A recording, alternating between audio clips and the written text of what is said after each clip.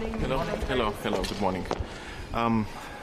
So once again, a chance to talk about Russia's war against Ukraine, to congratulate Ukrainians on what they managed to achieve despite our inability to offer them assistance,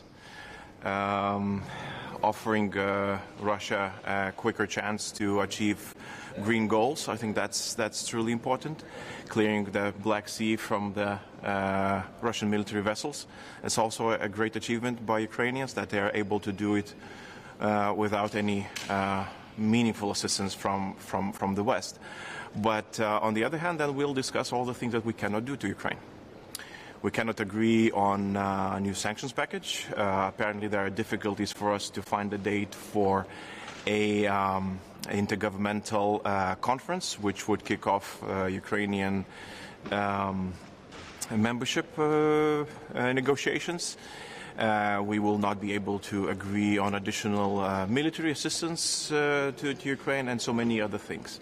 So there are good things. There are things as usual, and we'll provide some input from our side, trying not just to administer the situation in Ukraine, but also a bit more political, be a bit more political and offer some support. Minister, once again, Putin has been re-elected by the Russian people. So far, we haven't seen. You're very generous with a statement. Any common reaction from the EU27? Why is that? Well, there will be, I think. At least we had negotiations yesterday on the text, as far as I know. But it definitely cannot be called an election. It's a procedure that is supposed to resemble elections. Some might call it a reappointment, lacking any legitimacy. I'm glad that people outside the confines of a political prison that is called Russia currently are able to express their opinions, such as, for example, Russians that voted in Lithuania.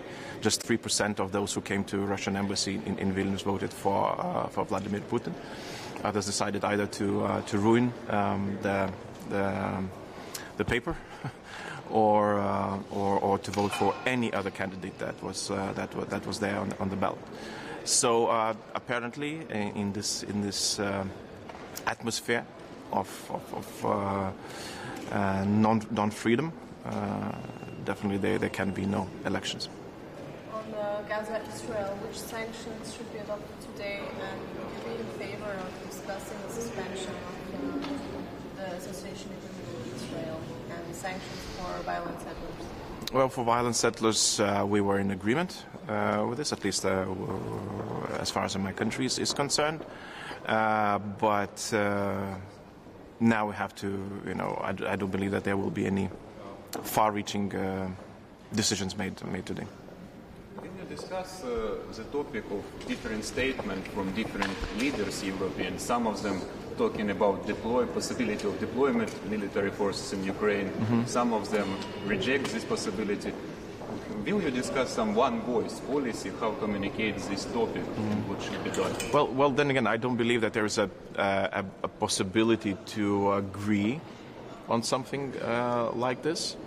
And we have proved in the past that we're unable to agree even on less sensitive issues. We're unable to agree on less sensitive issues. So I would not believe that we would be able to agree on something like this. We have to be clear that as far as my country is concerned, we're ready to consider all options and be part of the coalitions that help Ukraine win this war. Okay, thank you.